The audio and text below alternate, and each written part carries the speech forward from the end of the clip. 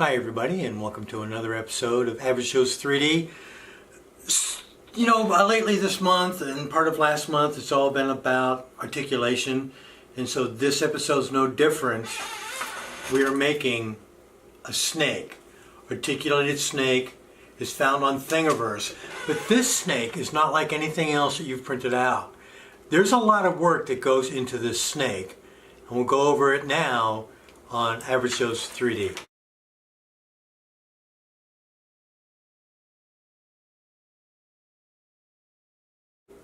Head to tip is about 28 inches. It's almost 3 feet long. A lot of articulation. There are 37 segments that have to be printed out, and a tail, and a head. So that's 29 segments that you have to print out. Now, the crazy thing about this is all the segments have to be a different size. Even the head and the tail cannot be the same size as the segment that comes before it. So we go from small to large, and there's a formula that you have to figure out as you're printing it out. 37 segments. Each segment has to be 3.5% larger or smaller, whichever way you're going, than the segment before. So the head is 3.5% larger than this segment, and then this segment, and then this segment. So that means that when you're figuring it out, actually I take a piece of paper, and up in the margin here, I had to go with 39 segments, and I figured out what percent I'm doing on each one in order to make sure I have them correct. So you can see there's a lot of math that you have to do before you even start. So let's see what that looks like in a slicer program.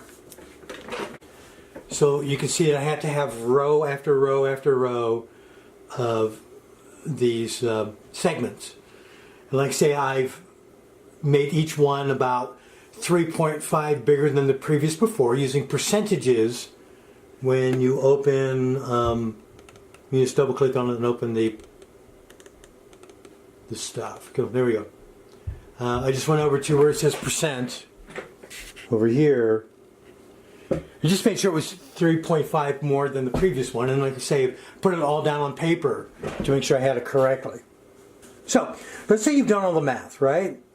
You've got all the segments where you want them to be, you're ready to go, but you take a look at the head and you notice that the head has to be at a slight angle to make sure that the fangs and the tongue work correctly. Now all this is explained in the instructions on the Thingiverse page about how you have to make the head at that angle in order to make it work correctly without being very brittle and breaking later on. And so far they were right.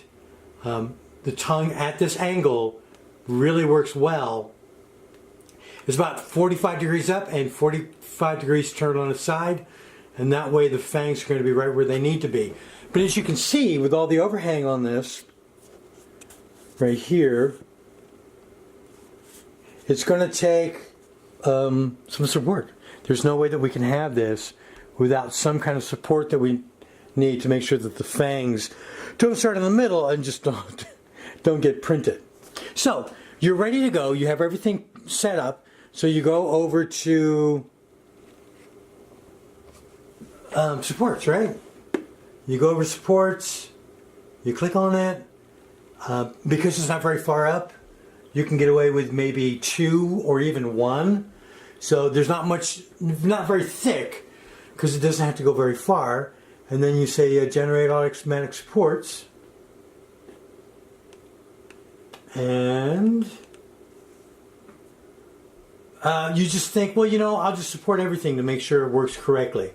So you go ahead and you just highlight everything you have. There we go. Alright. So all 37 segments, you just go ahead and knock them on out. There we go. And then you hit support. Sorry.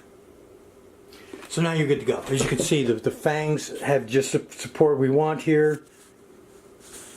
and even the pieces have a little bit of support.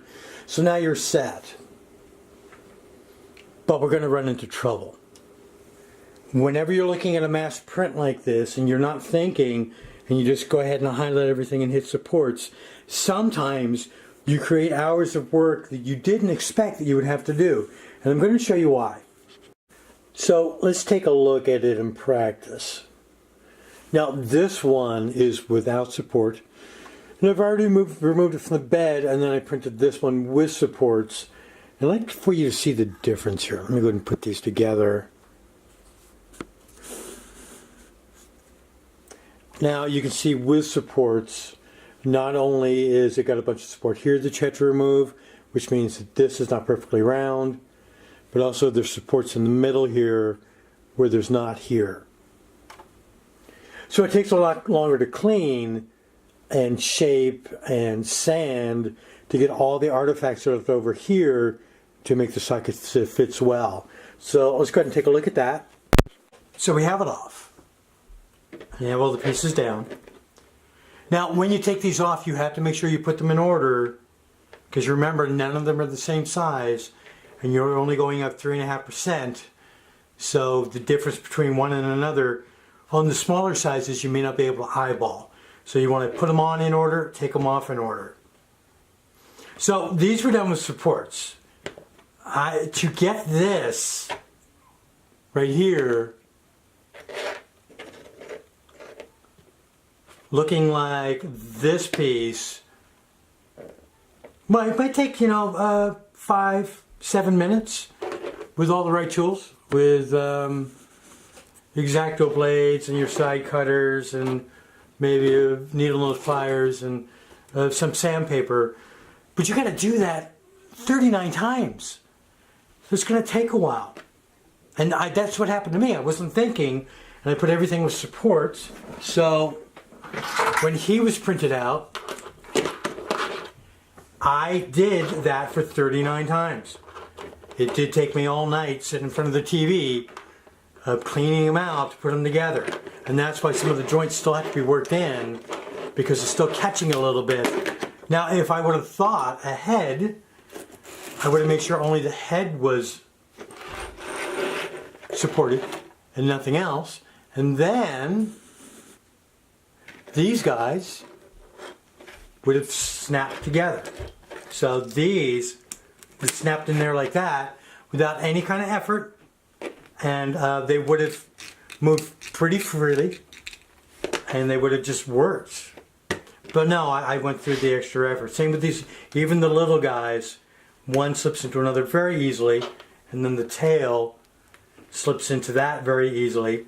There we go. No hitches, just move it around a little bit, work it in, and it is ready to go.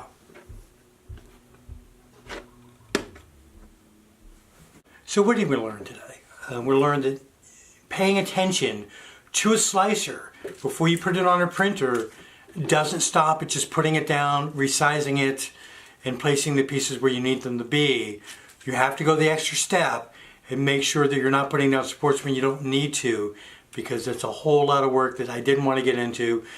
And if it wasn't so long to print this out, and we're talking 18 hours, I probably would have just reprinted the segments without support and just left the head and the tail alone and put them on later. But it didn't take me 18 hours to clean out the parts. But if I would have thought ahead, it would have gone together in 5 minutes instead of a night in front of the TV, binge watching Netflix and trying to get this cleaned up. So always think of where you're going, what the next step is in printing, and you will never go wrong. I want to thank you for joining me for this episode of Average Joe's 3D, and you have a great day.